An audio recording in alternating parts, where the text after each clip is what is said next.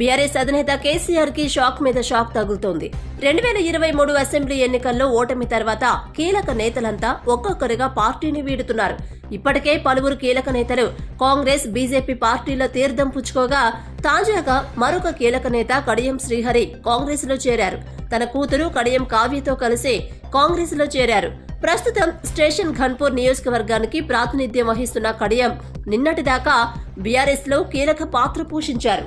కూతురుతో కలిసి ఢిల్లీ బయలుదేరిన కడియం ఏఐసీసీ తెలంగాణ ఇన్ఛార్జ్ దీపాదాస్ మున్షి సమక్షంలో కాంగ్రెస్ పార్టీలో చేరారు. శాలువా కప్పి సన్మానించిన కడియంను కాంగ్రెస్ కండువా కప్పి పార్టీలోకి ఆహ్వానించారు దీపాదాస్ మున్షి.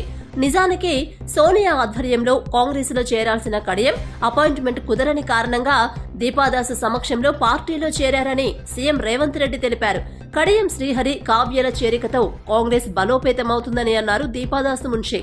వరంగల్ స్థానం నుండి కావ్యకు ఎంపీ టికెట్ ఆశిస్తున్నప్పటికీ ఆ సీటు కడియం శ్రీహరికే ఇవ్వాలని కాంగ్రెస్ అధిష్టానం భావిస్తున్నట్లు సమాచారం.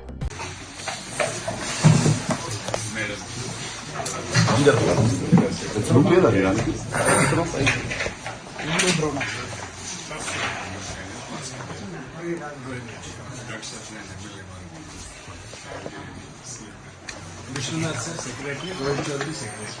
Phone secretary, yes. They are in charges. There is in charge from Telangana, in charge from Maharashtra. We are in charge for Telangana, both of them. He's from Delhi, he's from We are Kerala.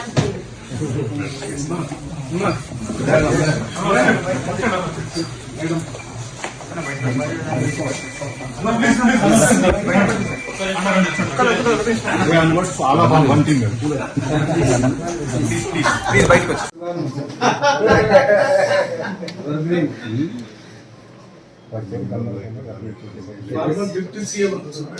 Legacy is continuing from Telugu Desam onwards. During 2001,